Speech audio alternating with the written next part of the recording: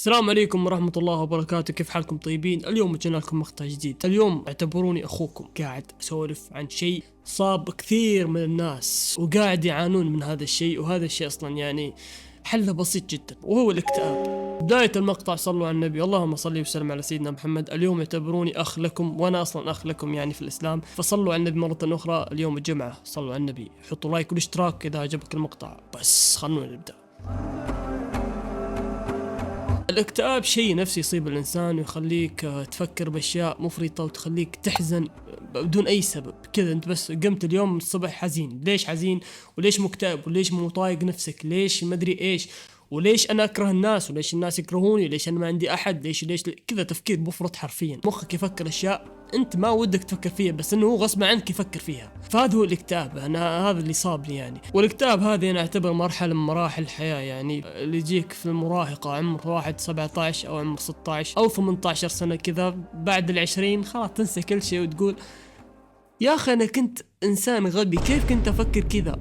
حرفيا كذا راح تقول. الحين واحد عمره 16 يجي اكتئاب يقول يا أخي أنا الحين حزين، يا أخي أبي أنتحر، بس خلاص أبي أنتحر، ما بيعيش الحياة سيئة ما أدري إيش. حتى توصل لأن يعني المخ يقول لك أن أنت سويت أشياء وأنت أصلا ما سويتها، فأشياء يعني سيئة، يحسك أن أنت سويت شيء غلط، تفكر بأشياء أنت ما تبي تفكر فيها. يوم من الأيام الساعة 3 الليل قمت فجأة وأنا ما أدري إيش قومني، يعني ما سويت منبه يقومني ولا سويت ولا أحد جاء أصلا، كنت نايم لحالي حرفيا في غرفتي وما حد يعني قومني أو شيء. قمت فجأة وقعدت أفكر بأشياء ما ودي أفكر فيها.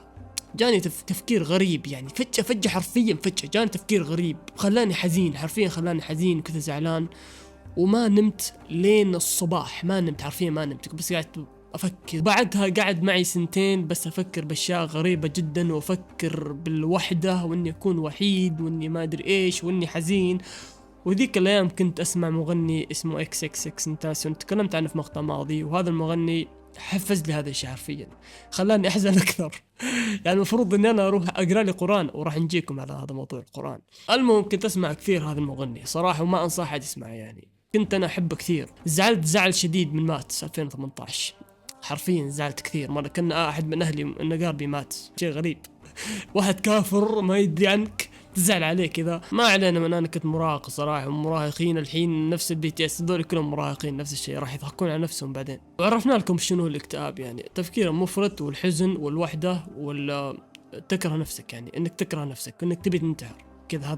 هذا الاكتئاب يخليك توصل لعند هذا الشيء. يا زد اكس، وش علاج الاكتئاب؟ ويقول لي الحين كيف اعالج نفسي. الحين انا فيني اكتئاب، كيف اعالج نفسي؟ اول شيء الاكتئاب هذا يعني ما يعتبر مرض يحتاج لدواء من برا، يحتاج لطبيب، يحتاج طبيب نفسي. لا هو صح انه في شيء نفسي، هذا شيء نفسي، بس هذا الشيء تقدر تسيطر عليه انك ترجع لربك. حرفيا هذا الشيء الوحيد اللي جابني انا من جاني اكتئاب، هذا الشيء الوحيد اللي جابني. وقريت سورة واحدة، السورة هذه تميت كل يوم أقرأها، حرفيا كل يوم أقرأها، وهي سورة البقرة. سورة البقرة يا فيها خير بشكل ما تتخيل. من تقرأ قرآن أو تسمع أنت أصلا تجيك راحة. وثاني شيء انك تقرأ قرآن وما تسمع اغاني، يعني الاغاني الحزينة وما ادري ايش تسحب عليها، وانك تقرأ قرآن يوميا سورة البقرة اقراها يوميا. والقرآن كله فيه خير طبعا، بس سورة البقرة كنت انا شيء ثاني، وتميت أقراها يوميا بعد صلاة المغرب والعشاء والفجر، وكل يعني دائما أقراها، دائما سورة البقرة دائما أقراها، دائما أسمعها، دائما أخليها في بالي. وبدأ هذا الشيء يتلاشى، حرفيا يتلاشى. ما في شيء اسمه اكتئاب، أيقنت إن ما في شيء اسمه اكتئاب. هذا الاكتئاب هذا مجرد ضعف إيمان، وبعد ما قويت إيماني الاكتئاب راح، ولا أشوفه شيء أبدا، ما أشوفه شيء، لأن صار إيماني قوي الحين. فالخلاصة الاكتئاب سببه الابتعاد من القرآن وابتعاد من الدين، يعني بس إنك يعني صح انك تصلي، بس انك ما تصلي من قلب، ما تصلي بريحية، تبي تخلص الصلاة بسرعة وتروح، هذا ضعف ايمان فيك انت. فهذا هو اللي يسبب الاكتئاب، يسبب الحزن. في آية تثبت هذا، يعني اذا تبي دليل قرآني راح تجيب لك دليل قرآني. اعوذ بالله من الشيطان الرجيم، بسم الله الرحمن الرحيم.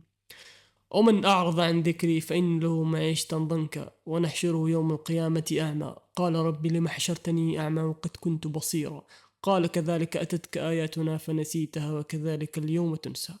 صدق الله العظيم. وش معنى هذه الآية؟ ومن أعرض عن ذكري فإن له معيشة ضنكا؟ وش هو الذكر؟ اللي يقصد الله سبحانه وتعالى في هذه الآية، اللي هو سبحان الله والحمد لله ولا إله إلا الله والله أكبر، وهو ذكر اللي هو الصلاة والصيام، القرآن الكريم تقراه إنك تسحب على القرآن وتجهر القرآن، هذا الشيء يسبب الاكتئاب، هذا الشيء اللي يسبب الحزن في الحياة. وأكثر الناس المنتحرين في أمريكا وفي الدول اللي ما فيها إسلام ما فيها دين، لأن ما عندهم إيمان. يعني حتى لو شفت غني واحد الله ناعم عليه بالغنى وفلوس وكل شيء بس ما عنده دين، المعيشة ضنكة في هذه الآية مو يعني ما عندك فلوس الله يمنعك من فلوس، الله ما يعطيك خير، الله ما يعطيك مدري إيش ويخليك فقير، لا، إن تكون صدرك تكون ضيق، وهو هذا هو الاكتئاب، تحس بالكرب، حرفيا تحس بالكرب. هذه معيشة ضنك اللي يقصد الله سبحانه وتعالى في هذه الآية. في كثير أغنياء انتحروا بسبب الاكتئاب، أغنياء عندهم كل شيء انتحروا بسبب الاكتئاب. الاكتئاب من وين جاهم الاكتئاب؟ أنا عندي فلوس أقدر أسوي أي شيء في الحياة، لأنك أنت ما عندك إيمان،